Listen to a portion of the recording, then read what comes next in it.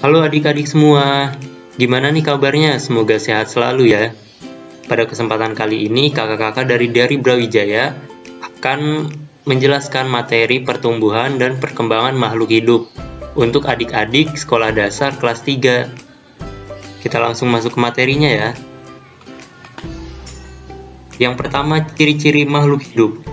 Adik-adik di sini udah pada tahu belum makhluk hidup itu apa sih? Makhluk hidup itu sendiri merupakan suatu makhluk yang memiliki ciri-ciri kehidupan untuk berevolusi atau mengalami perkembangan bentuk hidup. Nah, makhluk hidup itu apa aja sih adik-adik? Makhluk hidup itu ada manusia, tumbuhan, dan hewan. Nah, kita masuk ke ciri-ciri makhluk hidup nih adik-adik, ada 8. Ayo, ada yang tahu nggak apa aja? Yang pertama itu bernafas. Bernafas atau respirasi merupakan proses menghirup oksigen dari lingkungan dan mengeluarkan gas karbon dioksida dari tubuh. Yang selanjutnya, ciri-ciri makhluk hidup itu adalah dapat bergerak. Dapat bergerak ini seperti halnya manusia dan hewan yang dapat bergerak bebas atau berpindah tempat. Untuk bergerak, manusia dan hewan memerlukan sarana untuk bergerak yang disebut alat gerak. Nah, ciri-ciri makhluk hidup yang ketiga itu adalah tumbuh dan berkembang.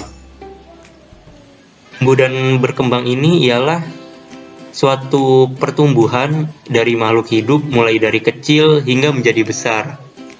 Dari yang tadinya tidak bisa berjalan hingga bisa menjadi berjalan. Yang keempat, ada beradaptasi. Beradaptasi ini ialah cara makhluk hidup untuk menyesuaikan diri dengan lingkungannya. Jadi kemampuan beradaptasi inilah yang akan membuat makhluk hidup bertahan hidup di lingkungannya. Nah, ciri-ciri yang selanjutnya yaitu ada berkembang biak. Jadi berkembang biak atau reproduksi ini adalah untuk melestarikan jenisnya dari satu individu berkembang menjadi banyak individu berkembang. Ciri-ciri makhluk hidup yang selanjutnya ialah makan dan minum. Jadi, makanan dan minuman berupa air adalah kebutuhan bagi semua makhluk hidup. Makanan berfungsi untuk menghasilkan energi, pertumbuhan, dan mengganti sel tubuh yang rusak. Sedangkan, minuman atau air berfungsi sebagai zat pelarut di dalam tubuh makhluk hidup tersebut. Nah, ciri-ciri makhluk hidup yang selanjutnya ada peka terhadap rangsang. Ciri makhluk hidup ini yaitu adalah dapat bereaksi terhadap perubahan yang terjadi di sekitarnya. Reaksi ini akan timbul jika ada rangsangan dari lingkungan yang dapat berupa cahaya, panas, dingin, bau, sentuhan, gravitasi, rasa, dan lain-lain. Dan ciri-ciri makhluk hidup yang terakhir yaitu adalah ekresi. Ekresi ini merupakan kondisi di mana makhluk hidup mengeluarkan zat sisa yang sudah tidak diperlukan oleh tubuhnya. Jadi ekresi ini sangat diperlukan karena zat sisa yang sudah tidak diperlukan oleh tubuh tadi itu dapat bersifat racun.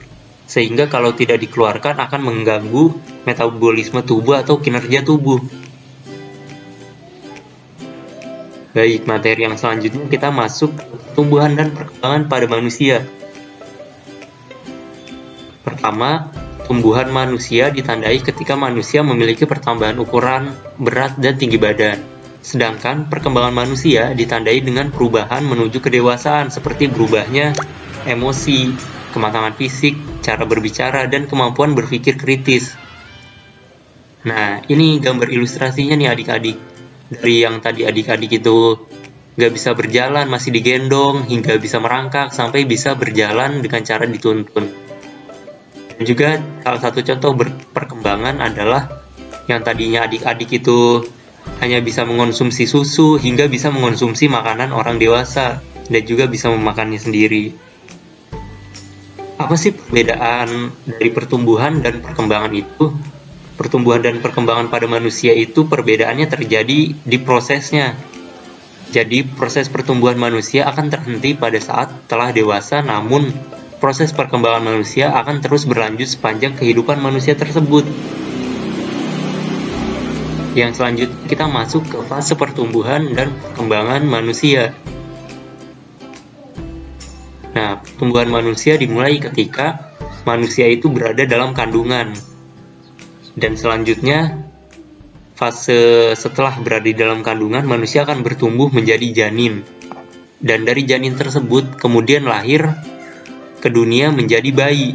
Nah, seperti ilustrasi gambar berikut ini nih, bayi ini yang masih merangkak. Selanjutnya, bayi ini akan mengalami pertumbuhan dan perkembangan yang kemudian menjadi atau memasuki fase anak-anak. Nah, fase anak-anak ini pola berpikir adik-adik akan mulai terbentuk dan selanjutnya akan masuk ke fase remaja nih adik-adik yang pola pikirnya sudah mulai terbentuk dan juga perubahan fisik sudah mulai terjadi di fase ini. Dan selanjutnya adik-adik akan masuk ke fase dewasa yang mana pola pikir dan fisiknya itu sudah matang. Nah, selama fase pertumbuhan manusia terjadi juga perkembangan manusia. Jadi selama fase pertumbuhan manusia terjadi juga fase perkembangan manusia yang mengalami perubahan seperti pola pikir, emosional, intelektual, dan yang lainnya, hingga tua. Halo Sobat Diari Brawijaya, selanjutnya kita akan belajar tentang pertumbuhan dan perkembangan pada hewan. Pernahkah kalian melihat ayam bertelur? Atau pernahkah kalian melihat berudu? Iya, berudu yang nantinya akan tumbuh menjadi katak.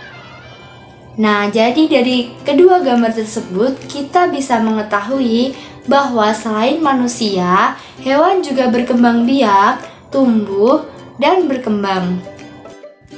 Lalu, bagaimana proses pertumbuhan dan perkembangan pada ayam?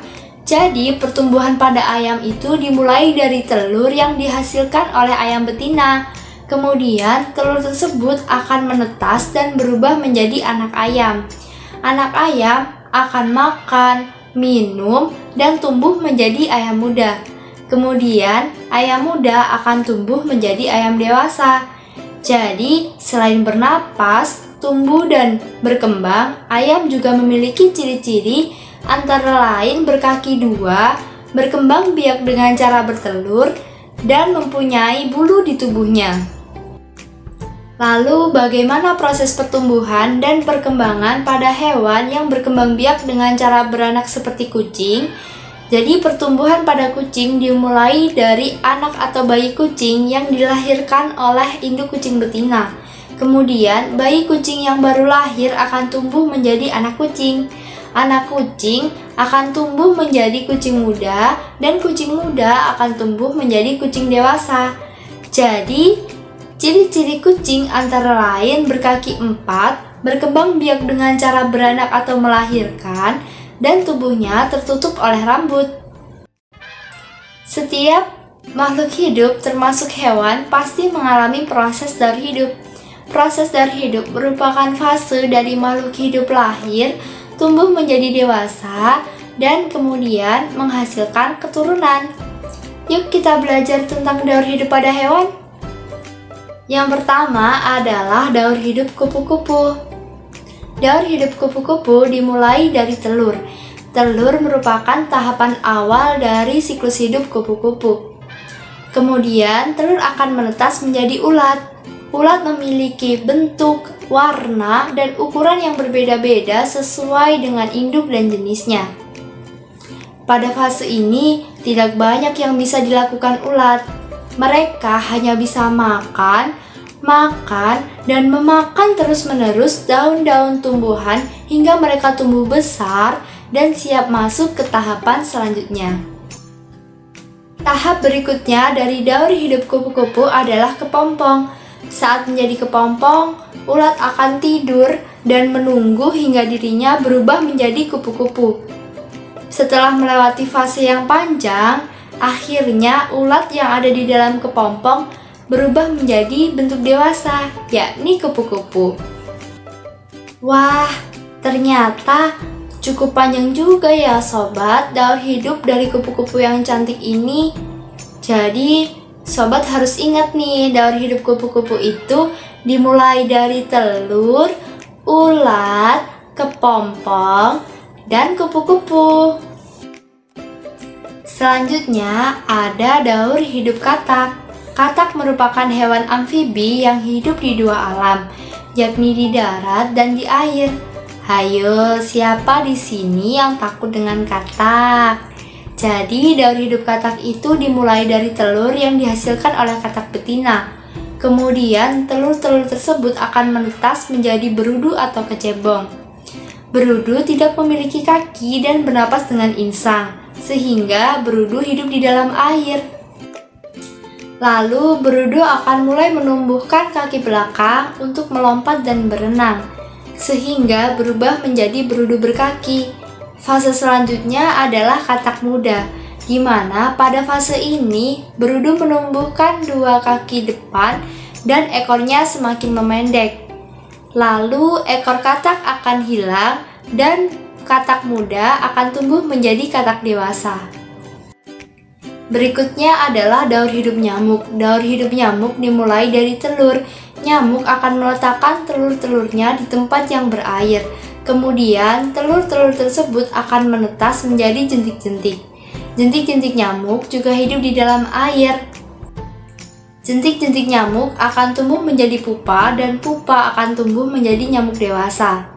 Nyamuk menjadi hewan yang membawa penyakit. Sebagian besar siklus hidup nyamuk berada di dalam air. Oleh karena itu, kita harus selalu menjaga kebersihan lingkungan sekitar kita agar tidak menjadi tempat perkembangbiakan nyamuk. Nah, bagaimana sobat? Pasti sekarang sobat sudah mengerti kan bagaimana pertumbuhan dan perkembangan pada hewan? Jadi, sekarang saatnya kita berlatih. Coba sobat jelaskan bagaimana daur hidup hewan-hewan pada gambar berikut ini. Yang pertama ada belalang, yang kedua ada penyu, dan yang ketiga ada kambing. Selamat belajar sobat! Teman-teman, selanjutnya yaitu materi pertumbuhan dan perkembangan tumbuhan atau tanaman. Nah, jadi pertumbuhan tanaman yaitu memiliki daur hidup dan cara yang berbeda dalam melakukan perkembangbiakan. Nah, yang pertama yaitu ada perkembangan secara alami, dan yang kedua yaitu ada perkembangan secara buatan. Nah, untuk perkembangan secara alami dapat melalui biji, tunas, umbi, dan spora. Lalu, untuk perkembangan secara buatan, salah satunya menggunakan pencakokan dan stek. Nah, maka dari itu perkembangbiakan buatan ini dapat disebut juga dengan perkembangbiakan tanaman dengan bantuan manusia. Dalam perkembangbiakan tentunya tidak asing dengan namanya bunga. Nah, jadi bunga adalah bagian dari tumbuhan yang diperlukan dalam proses perkembangbiakan sebagian tumbuhan. Perkembangbiakan tumbuhan dengan biji. Nah, sebagian besar tumbuhan berkembangbiak dengan biji. Nah, tumbuhan dewasa akan berbunga dan menghasilkan buah. Di dalam buah terdapat biji yang berkembang menjadi tanaman baru. Nah, tanaman baru tumbuh menjadi dewasa dan berbuah. Dalam perputaran tahapan perkembangan tersebut membentuk sebuah siklus atau daur hidup. Nah, biji ini merupakan salah satu bagian tumbuhan yang berbeda-beda bentuknya dan warnanya. Nah, biji-biji ini sangat indah dan dapat dimanfaatkan untuk membuat karya kerajinan. Nah, kemudian perkembangbiakan dengan spora. Nah, contoh dari bentuk spora ini seperti bintik halus yang berada di belakang daun. Nah, contohnya yaitu adalah suplir, tanaman paku, tanduk rusa, dan lain-lain. Perkembangbiakan tumbuhan dengan umbi. Nah, perkembangbiakan tumbuhan juga dapat dilakukan dengan umbi. Nah, contohnya yaitu ada umbi batang, umbi lapis, umbi akar. Nah, kentang dan ubi jalar adalah contoh tanaman. Sedangkan bawang dan bunga bakung berkembang biak dengan umbi lapis, dan wortel dan singkong berkembang biak dengan menggunakan umbi akar. Perkembangbiakan tumbuhan dengan tunas. Nah, tunas adalah anakan yang tumbuh di dekat tumbuhan induknya.